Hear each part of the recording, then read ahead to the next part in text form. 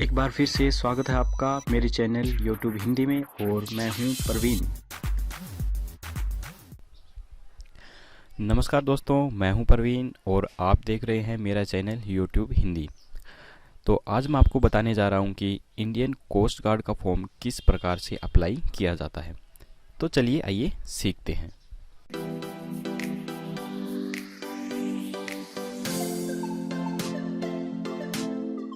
सबसे पहले हमें जाना है अपने लैपटॉप के गूगल चार्ट में और यहाँ पे देखिए ये साइट है इंडियन कोस्ट गार्ड रिक्रूटमेंट 2017 नाविक वैकेंसी।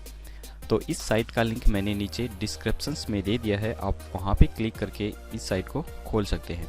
तो चलिए मैं इसके बारे में कुछ थोड़ा बहुत बता देता हूँ आपको। देखिए इस फॉर्म की लास्ट डेट है 23 मार्च, यानी कि 23 मार्च तक आप इसे अप्लाई कर सकते हैं। और इसके अंदर जो एज मांगी है 18 से 22 तक मांगी हुई है। और देखिए सबसे इम्पोर्टेंट बात है एलिजिबिलिटी, यानी कि अगर आपने 12th में PCM ले रखी है, फिजिक्स केमिस्ट्री और मैथ है आपके पास, तो ही आप इस फॉर्म को अप्लाई कर सकते हैं और उसके अंदर 50% मार्क होना ज़रूरी है। तो चलिए आइए सीखते हैं हम इसे किस प्रकार अप्लाई करेंगे। देखिए यहाँ पे ये लिंक है ऑनलाइन अप्लाई का, आपको इस पर क्लिक करना है।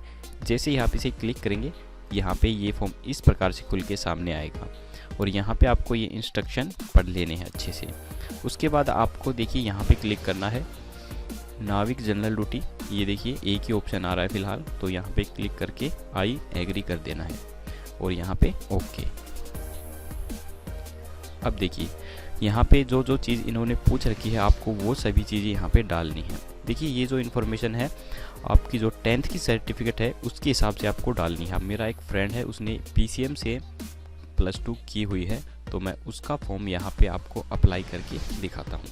तो फर्स्ट नेम में आपको अपना नाम डालना है और मिडल नेम में अगर आपके नाम के बाद कुछ आप यूज़ करते हैं तो वो, और लास्ट नेम में अगर आप सर नेम यूज़ करते हैं तो वो डाल सकते हैं।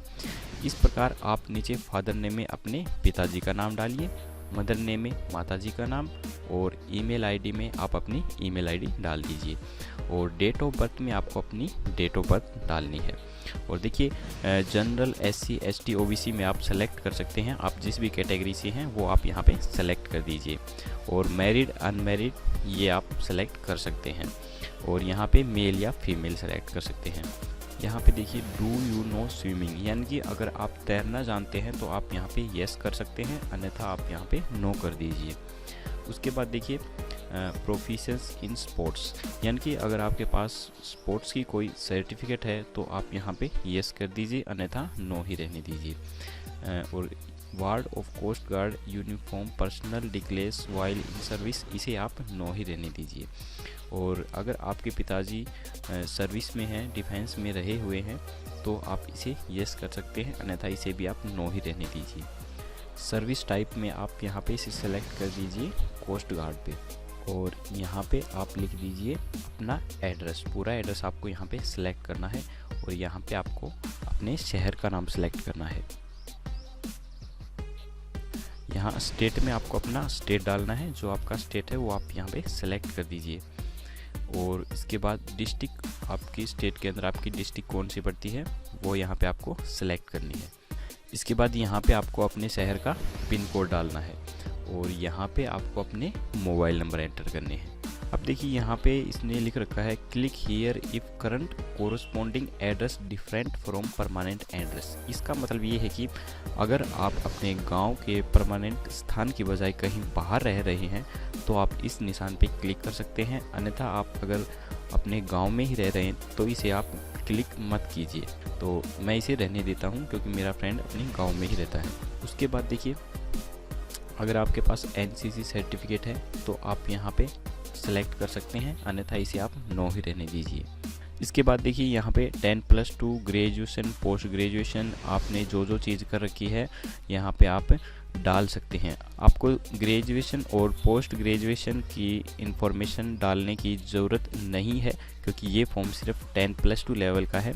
तो मैं अपनी पर्सनल राय आपको ये देता हूँ कि अगर किसी फॉर्म में 10+2 मांग रखी है तो आप 10+2 तक की इन्फॉर्मेशन डालिए, ज़्यादा मत डालिए, क्योंकि आगे इंटरव्यू के टाइम आपको प्रॉब्लम हो सकती है इस चीज़ से।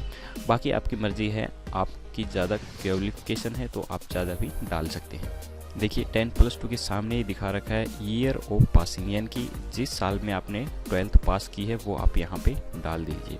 यहाँ पे देखिए सर्टिफिकेट नंबर, यानी कि 12th की सर्टिफिकेट के आपके जो सर्टिफिकेट नंबर हैं वो आपको यहाँ पे डालने हैं। उसके बाद देखिए बोर्ड, यूनिवर्सिटी या इंस्टीट्यूट में आपको डालना है कि किस यूनिवर्सिटी से आपने 12th पास की है। यदि आपने CBSE से की है या ICSE से की है तो आप यहाँ पे सिलेक्ट कर सकते हैं। अगर अपने स्टेट से यहाँ पे पास की है तो यहाँ पे आप सेलेक्ट कर दीजिए स्टेट बोर्ड। अब देखिए टोटल मार्क्स में आपको डालने हैं जितने में से आपने नंबर प्राप्त किए हैं 12th में वो यहाँ पे, और जितने नंबर आपने प्राप्त किए हैं वो यहाँ पे डालने हैं। इसके बाद ये जो परसेंटेज है ये अपने आप यहाँ पे कैच कर लेगा।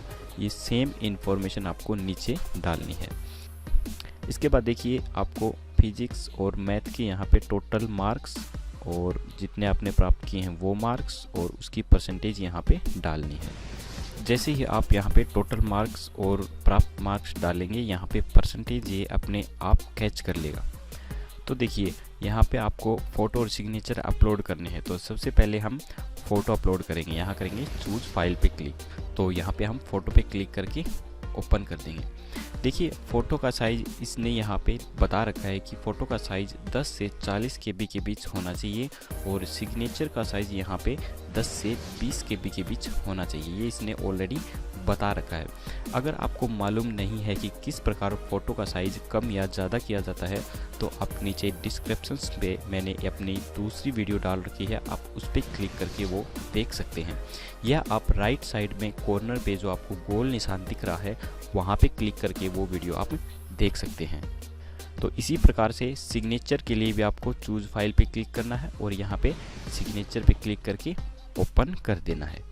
इसके बाद देखिए एम्प्लॉय डिटेल, ये ऑप्शन आपको भरने की ज़रूरत नहीं है क्योंकि ये सिर्फ उनके लिए है जो पहले कभी इस चीज़ में काम कर चुके हो। तो आपको इसे भरने की ज़रूरत नहीं है, आप इसे छोड़ दीजिए। इसके बाद देखिए पैलेस, यहाँ पे आप अपना स्थान डाल दीजिए जहाँ पर आप रह रहे हैं फ़िलहाल। यहाँ पर आप एज इट एज इस कोड को इस डब्बे में डाल दीजिए। इसके बाद आपको क्लिक करना है सबमिट पे। यहाँ पे ये इन्फॉर्मेशन दिखा रहा है कि आपने जो इन्फॉर्मेशन डाली है आप उसे एक बार चेक कर लीजिए, क्योंकि एक बार आपने फॉर्म सबमिट कर दिया तो आप उसे दोबारा से एडिट नहीं कर पाएंगे। तो एक बार आप पूरी इन्फॉर्मेशन को चेक करके और उसके बाद ही आप इसे सबमिट कीजिए। अब देखिए दोबारा से इन्फॉर्मेशन दिखा रहा है कि आपने ये इन्फॉर्मेशन डाली हुई है, क्या आपके द्वारा ये डाली हुई इन्फॉर्मेशन ठीक है? तो आप ओके कर दीजिए, अन्यथा कैंसिल करके इन्हें आप दोबारा से एडिट कर सकते हैं। तो मैं यहाँ पे ओके कर देता हूँ। अब देखिए यहाँ पे मैसेज आ रहा है एप्लीकेशन स्टेटस का, एप्लीकेशन वाज एक्सेप्टेड, यानी कि आपका जो फॉर्म है वो एक्सेप्ट कर लिया गया है। और यहाँ पे नीचे देखिए रजिस्ट्रेशन नंबर भी दे दिए गए हैं, ये यहाँ पे रजिस्ट्रेशन नंबर दे रखे हैं। तो आप इन दोनों चीज़ों को या तो एक कॉपी पेन लेके इसे नोट कर सकते हैं अपने रजिस्ट्रेशन नंबर को, या फिर आप इस प्रिंट को सेव करके अपने लैपटॉप में रख सकते हैं, या फिर आप प्रिंटर के द्वारा प्रिंट भी निकाल के रख सकते हैं। इसके बाद आपको क्लिक करना है प्रिंट एप्लीकेशन। देखिए ये पूरा प्रिंट आपको दिखा दिया गया है। यहाँ पे आप पूरी डिटेल दे सकते हैं, जो भी डिटेल आपने डाली थी अपने फॉर्म में यहाँ पे सारी दिखा दी गई है। आपको इस प्रिंट को सेव करके अपने लैपटॉप में रख लेना है, या आप इसे प्रिंट भी करवा सकते हैं। तो मैं इसे सेव कर देता हूँ। आपको जाना है यहाँ नीचे और क्लिक करना है प्रिंट पे, और उसके बाद यहाँ पे सेव पे, और यहाँ पे क्लिक कर दीजिए सेव। तो इस प्रकार से दोस्तों आप अपना फॉर्म अप्लाई कर सकते हैं। इस फॉर्म के अलावा कुछ और फॉर्म भी निकले हुए हैं दोस्तों, मैं आपको उन फॉर्म के बारे में भी बता देता हूं, और मैंने डिस्क्रिप्शंस में उनका लिंक भी दिया हुआ है। आप उन फॉर्म के बारे में डिटेल देखकर उनको भी अप्लाई कर सकते हैं। तो चलिए मैं दिखाता हूँ। देखिए एक तो ये थाने पुलिस रिक्रूटमेंट का निकला हुआ है, महाराष्ट्र पुलिस का फॉर्म है, ये निकला हुआ है, आप इसे भी अप्लाई कर सकते हैं। इसमें 273 पोस्ट हैं। और इसके बाद देखिए ये HPSC हरियाणा सरकार का हरियाणा पब्लिक सर्विस कमीशन का फॉर्म निकला हुआ है। इसके अंदर 9 पोस्ट हैं, डिप्टी डिस्ट्रिक्ट अटेंडेंट की 5 पोस्ट हैं, तो ये भी आप अप्लाई कर सकते हैं। और इसके बाद देखिए एक सीआरपीएफ का फॉर्म निकला हुआ है। इसके अंदर ये है असिस्टेंट सब इंस्पेक्टर यानी कि एएसआई का ये फॉर्म निकला हुआ है।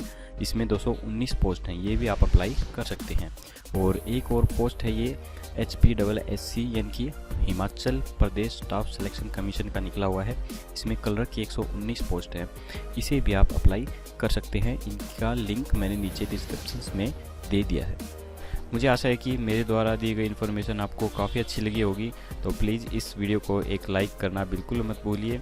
और अगर आपने अभी तक मेरा चैनल सब्सक्राइब नहीं किया है तो प्लीज़ सब्सक्राइब ज़रूर कीजिएगा, क्योंकि मैं ऐसी अच्छी इन्फॉर्मेशन आपके लिए लेकर आता रहता हूँ। तो प्लीज़ जैसे ही मैं कोई अपनी नई वीडियो डालूंगा तो आपको उसका नोटिफिकेशन मिल जाएगा, इसलिए सब्सक्राइब करना बिल्कुल मत भूलिए। जल्दी ही मिलते हैं दोस्तों एक नई वीडियो के साथ, तब तक के लिए धन्यवाद। जय हिंद, जय भारत। अगर आपको मेरी ये वीडियो पसंद आई तो प्लीज़ लाइक, शेयर और सब्सक्राइब करना बिल्कुल मत भूलिए। जल्दी ही मिलते हैं एक नई वीडियो के साथ, तब तक के लिए जय हिंद, जय भारत।